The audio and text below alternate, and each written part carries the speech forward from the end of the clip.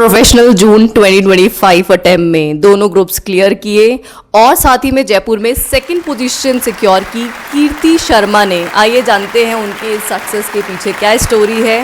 Congratulations Kirti.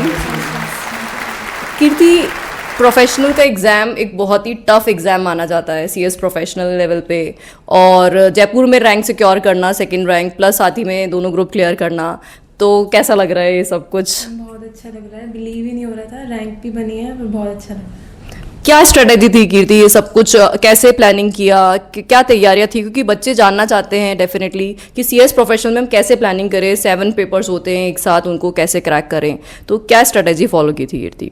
First of all तो face to face classes लेने के लिए मैं बोलूँगी, क्योंकि वो रेगुलर हमारा रूटीन बना रहता है पढ़ने का, और जैसे टेस्ट भी होते हैं यहाँ पे, तो उससे भी काफ़ी प्रिपरेशन हो जाती हैं। और जो कोचिंग में नोट्स थे उनसे मैंने प्रिपरेशन किया था, बेसिकली यहाँ पे कवर हो गया था मोस्टली, और रिवीजन करना है 2-3 जो हमने स्टडी मटेरियल यहाँ पे प्रोवाइड किया था, जो हमारी क्लासेस थी, तो आईसीएसआई बेस्ड था या क्या सिस्टम था अपना?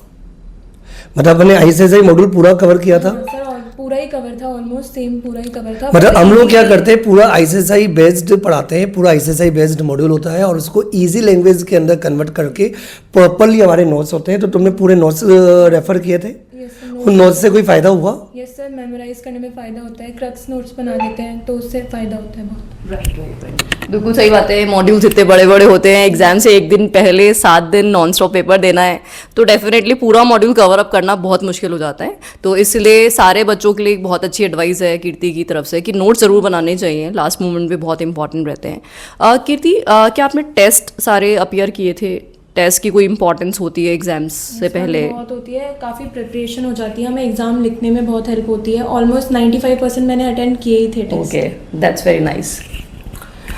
अपना यहाँ पे जो टेस्ट का जो मैकेनिज्म था, हर सब्जेक्ट के अपन ने 2 या 3 या 4 टेस्ट मिनिमम होते हैं, फिर फुल सिलेबस के मॉक टेस्ट भी होते हैं। तो तुमने फुल सिलेबस के मॉक टेस्ट भी दिए और इंडिविजुअल टेस्ट भी दिए सारे? सारे इंडिविजुअल टेस्ट होते हैं वो भी दिए और मॉक टेस्ट भी दिए। मॉक टेस्ट में भी बहुत हेल्प होती है, पूरा पेपर जितना होता है लिखने में, तो वो सारा प्रिपरेशन हो जाती है मॉक टेस्ट से। तो जो भी अभी स्टूडेंट्स आगे एग्जाम देंगे, तो टेस्ट के रिगार्डिंग बच्चों को क्या एडवाइस देना चाहोगे? जो टेस्ट होते हैं कोचिंग में, मतलब वो देने ही चाहिए हमको, मॉक टेस्ट भी देने चाहिए, और वीकली जो टेस्ट होते हैं उनसे काफ़ी प्रिपरेशन होती है और हेल्प भी होती है, तो डेफिनेटली हमें देने चाहिए। बिल्कुल सही बात है। जब आप प्रोफेशनल का एग्जाम दिया और आपका रिजल्ट आया, तो आपको लग रहा था कि इस बार दोनों ग्रुप क्लियर हो जाएंगे और आपकी रैंक बनेगी? क्या ये पहले से एक्सपेक्टेड था एग्जाम देने के बाद? सर रैंक का नहीं था, पर हाँ क्लियर हो जाएंगे ये था, पर रैंक का नहीं था एक्सपेक्टेड। तो एग्जाम्स देते टाइम बहुत बार बच्चा डिप्रेस होता है, बहुत बार डीमोटिवेटेड भी होता है, तो आपने अपने आप को मोटिवेटेड कैसे रखा और आपका क्या टारगेट था जब आप एग्जाम्स दे रहे थे? क्योंकि एग्जाम्स में क्या होता है, कोई पेपर ईजी आता है, कोई टफ आता है, तो बच्चा अप्स एंड डाउन होता रहता है। तो आपने क्या स्ट्रेटजी बनाई और अपने आप को कैसे कूल एंड काम रखा? क्या टारगेट था एग्जाम देने का इस बार?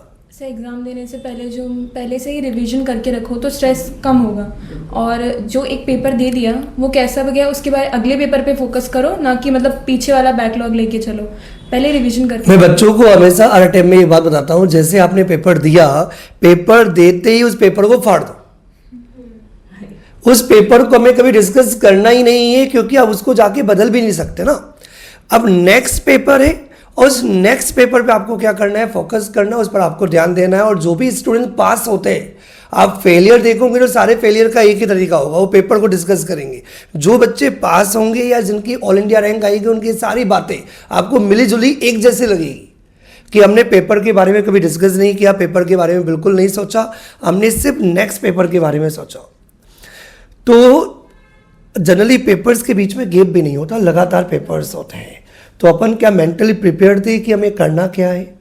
यस सर, प्रिपरेशन थी, back to back mock test भी होते हैं तो उनसे भी प्रिपरेशन हो गई। हमें पहले से एक आइडिया लग जाता है कि हमें 10 से 12 घंटे में सिलेबस को कैसे कंप्लीट करना है, और इसमें चिन्मय ट्यूटोरियल्स पूरी हेल्प करता है कि आपके सारे फुल सिलेबस के मॉक टेस्ट हो, जिससे बच्चे को ये आइडिया लग जाता है कि 1 दिन और 2 दिन और 10 घंटे में आपको पूरा सब्जेक्ट कैसे कंप्लीट किया जाए। कीर्ति, बच्चों को कुछ 3 इंपॉर्टेंट गोल्डन टिप्स देना चाहो जो बच्चों को फॉलो करना ही चाहिए एग्जाम प्रिपरेशन में? मैम रेगुलर कंसिस्टेंटली पढ़ाई करनी चाहिए, और दूसरा मैम रिवीजन करना चाहिए 2 से 3 बार तो मिनिमम, और टेस्ट जो होते हैं वो डेफिनेटली देने चाहिए, तो प्रिपरेशन अच्छी हो जाएगी। बिल्कुल सही बात है। Thank you so much Kirti for joining us. Congratulations once again.